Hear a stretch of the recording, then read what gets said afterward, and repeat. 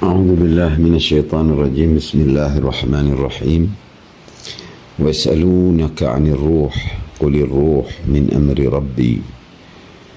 Dan mereka bertanya kepadamu tentang ruh, katakanlah bahwa ruh adalah dari urusan Tuhanku. Ruh seringkali disalahartikan dan dimaknai sebagai jiwa. Namun dari sudut pembahasan ilmu kalam, yang mana dari Al-Quran, bahwa ruh itu adalah satu entitas, satu makhluk non-materi yang terhalus, yang menjadi media Allah dalam menghidupkan seluruh makhluk. Dan sifatnya adalah universal, satu dan untuk semua. Nah, urusan Tuhan itu pun dijawab dalam surat Yasin, innama amruhu idza arada syai'an ay yaqula lahu kun fayakun.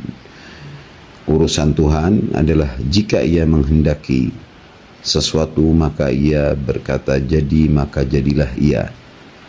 Yakni singkatnya adalah yang menunjukkan bahwasannya ruh adalah yang tercipta tanpa melalui proses dan langsung dari Allah. Kemudian Allah juga berfirman, "Fahtu fihi min ruhi faqa'u lahu sajidin." Dan jika aku tiupkan ruhku kepada sosok Adam, maka sujudlah kalian semua padanya.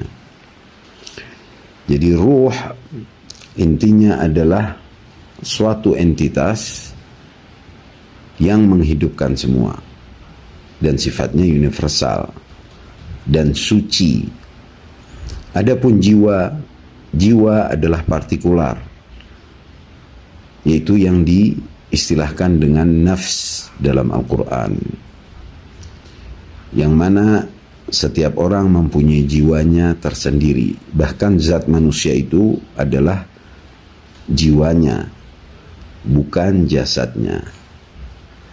Nah, jiwa mempunyai banyak daya, seperti berasio, berakal, mempunyai sifat amarah, mempunyai perasaan, kemudian ada kekuatan syahwat, ada kekuatan emosi, dan lain sebagainya. Itu semua adalah subjeknya jiwa yang untuk merasa.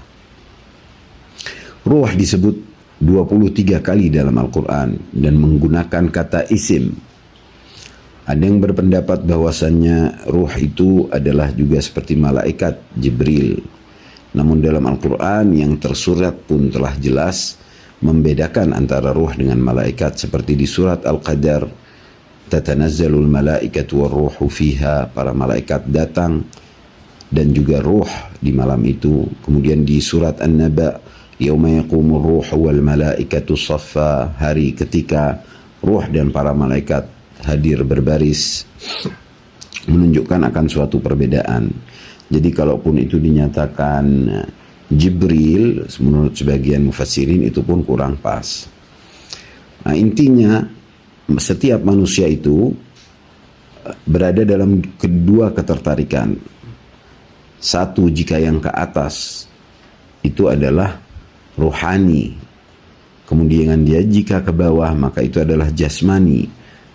Maka setiap jiwa manusia yang dia lebih terikat kepada tuntutan jasmaninya, jasadinya, maka ia akan terlebih terkungkung dan terpenjara dalam segala tuntutan jasmani dan tidak mau membesar, mencapai dan meningkat ke derajat ruhani, yang mana dengan memperbanyak menimba ilmu dan juga beramal sehingga jiwa itu semakin besar, semakin kaya, dan semakin bisa merasakan segala yang sekitar.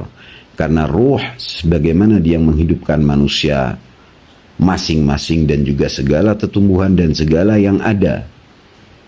Jadi semakin dia meningkat ke alam rohani, maka jiwanya itu adalah semakin kuat, semakin besar, mentalnya pun demikian. Jadi kalau mau dicontohkan untuk mendekatkan gambaran tentang ruh itu dan jiwa bagaimana bedanya, bisa dikatakan ruh itu seperti misalkan dalam suatu rumah dia pembangkit listriknya.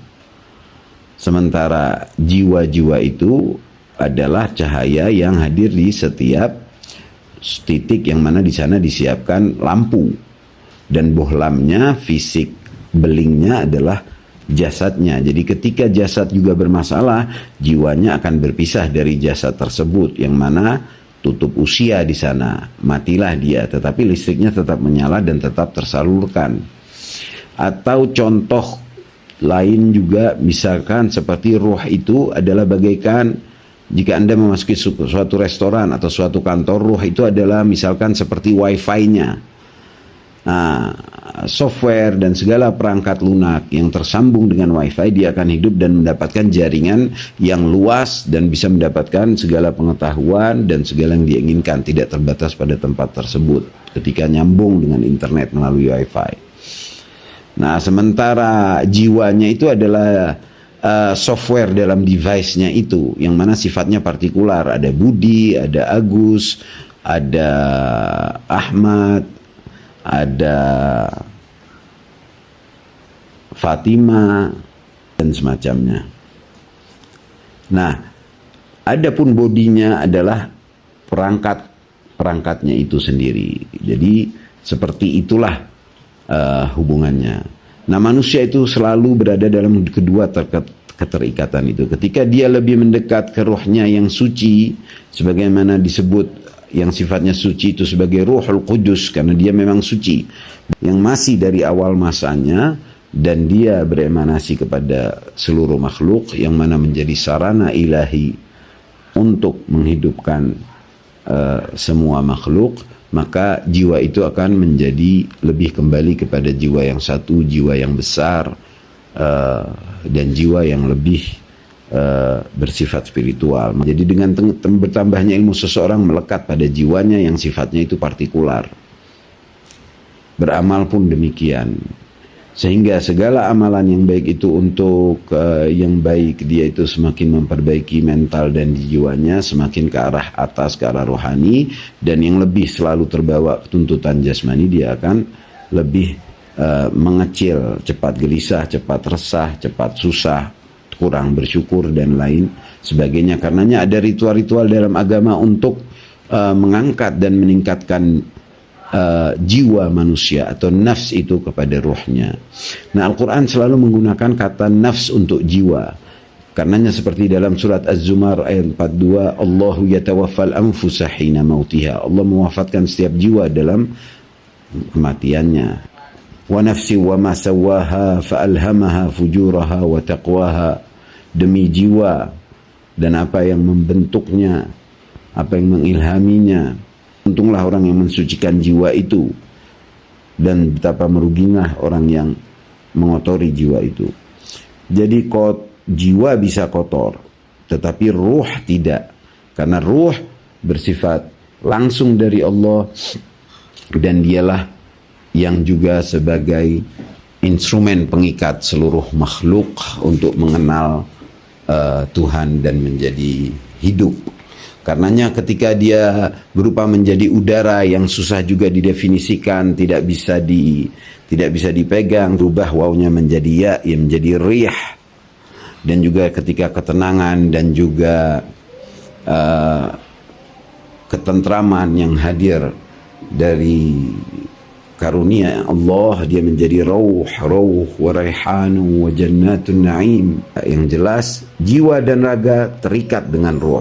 Semua makhluk terikat dengan ruh, dan dengannya juga Allah mengetahui segala sesuatu, dan Allah merasakan segala yang dirasa. Sekian dahulu, wabillahi taufiq wal hidayah wa ridha wal inayah. Wassalamualaikum warahmatullahi wabarakatuh.